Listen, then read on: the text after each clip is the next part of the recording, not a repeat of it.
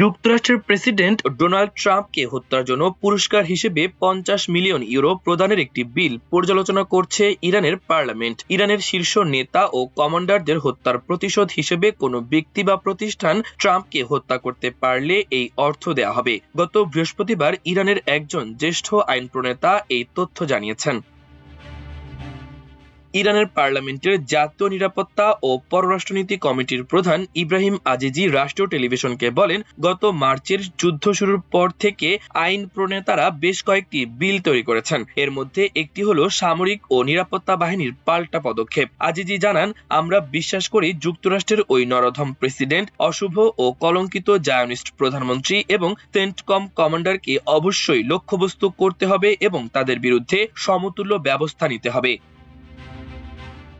তিনি আরো বলেন, এটি আমাদের অধিকার, ঠিক যেভাবে আমাদের ইমাম শহীদ হয়েছেন। যুক্তরাষ্ট্রের প্রেসিডেন্টের বিরুদ্ধেও যে কোনো মুসলিম বা স্বাধীন চেতা মানুষকে একইভাবে ব্যবস্থা নিতে হবে। বিলে প্রস্তাবিত পুরস্কারের বিষয়ে আজিজি জানান, যদি কোনো ব্যক্তি বা আইনি প্রতিষ্ঠান এই ধর্মীয় ও আদর্শিক মিশন সম্পূর্ণ করে তবে সরকার তাকে ৫০ মিলিয়ন ইউরো পুরস্কার হিসেবে দিতে বাধ্য থাকবে। এর আগে মার্চের শুরুতে ইরানে মোবাইল ব্যবহারকারীদের কাছে একটি গণ এসএমএস পাঠানো হয়েছিল। সেখানে ট্রাম্পকে হত্যার জন্য একটি আন্তর্জাতিক প্রচারণায় সমর্থনের আহ্বান জানানো হয়।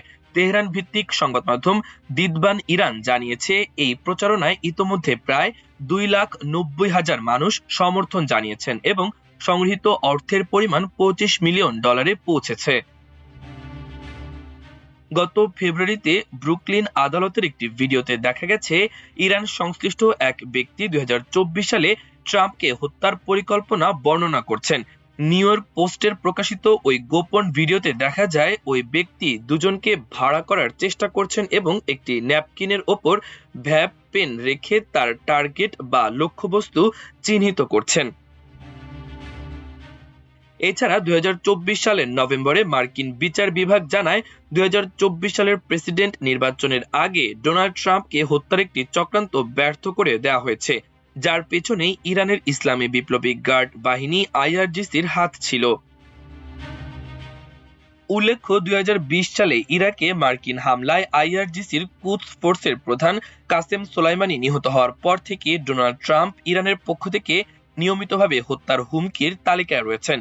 বিশেষজ্ঞরা বলছেন, মধ্যপ্রাচ্য চলমান অস্থিরতা, পারমাণবিক আলোচনা এবং আঞ্চলিক সংঘাতের মধ্যে এ ধরনের উস্কানিমূলক অবস্থান পরিস্থিতিকে আরো জটিল করে তুলতে পারে।